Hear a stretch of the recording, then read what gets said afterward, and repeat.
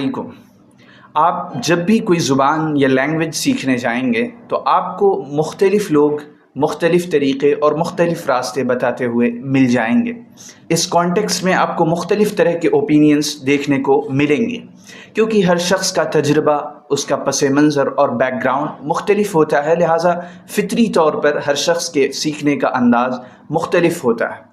لہٰذا سوال یہ پیدا ہوتا ہے کہ ان تمام طریقوں میں وہ کون سے طریقہ ہے جو مشترک اور سیکھنے والوں کے درمیان کامن ہے؟ تو یقین جانیے وہ طریقہ کسی بھی زبان کو مسلسل، بلا ناغہ، کنسسٹنسی کے ساتھ روزانہ کی بنیاد پر سیکھنے کا ہے۔ اس طریقے کے بغیر آپ دنیا کی خواہ کوئی بھی زبان ہو، اس طریقے کے بغیر آپ نہیں سیکھ سکتے، یا ممکن ہے سیکھ تو جائیں مگر اس پر دسترس اور مہارت، کمانڈ اور اتھارٹی نہیں حاصل کر سکتے۔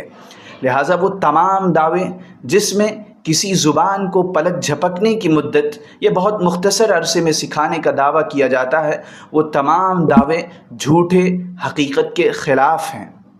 آپ خود اندازہ کیجئے کہ ایک زبان کی عمارت اور ایک زبان کا اثاثہ چند مہینوں یا چند سالوں میں تیار نہیں ہوا ہوتا، بلکہ اس پوری زبان کو بننے اور سنورنے میں ایک بڑی مدت لگ جاتی ہے، صدیاں صرف ہو جاتی ہیں، تب ایک زبان اپنے حسن کے ساتھ سامنے آ پاتی ہے۔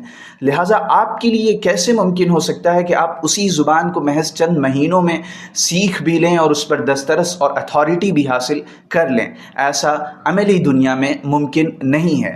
لہٰذا زبان سیکھنے کے سفر میں اپنے دماغ سے اس کنفیوژن کو نکال دیجئے کہ آپ محض چند مہینوں میں کسی زبان کو سیکھ کر اس پر کمانڈ حاصل کر سکتے ہیں، بلکہ اپنے آپ کو اس بات کاربند کیجئے کہ آپ روزانہ کی بنیاد پر کوئی زبان سیکھیں گے۔ مثلا آپ انگریزی سیکھ رہے ہیں تو آپ اس کے الفاظ روزانہ کچھ نہ کچھ یاد کریے، اپنی ووکیبلری کو روزانہ مضبوط کیجئے، گرامر کے رولز، قواعد کچھ وقت سے دیکھتے رہیے۔ اسی طرح اس کے لٹریچر کا مطالعہ، اس میں کچھ لکھنا، کچھ بولنا، یہ آپ جب مسلسل استقامت کے ساتھ کرتے رہیں گے تو انشاءاللہ کچھ سالوں میں آپ اس زبان کے ماہر اور اس زبان پر آپ کو اتھارٹی حاصل ہو جائے گی۔ اس پورے مضمون کو حفیظ جالندھری نے بڑے اچھے انداز میں سمیٹا ہے۔ وہ فرماتے ہیں، تشکیل و تکمیل فن میں جو بھی حفیظ کا حصہ ہے، تشکیل و تکمیل فن میں جو بھی حفیظ کا حصہ ہے،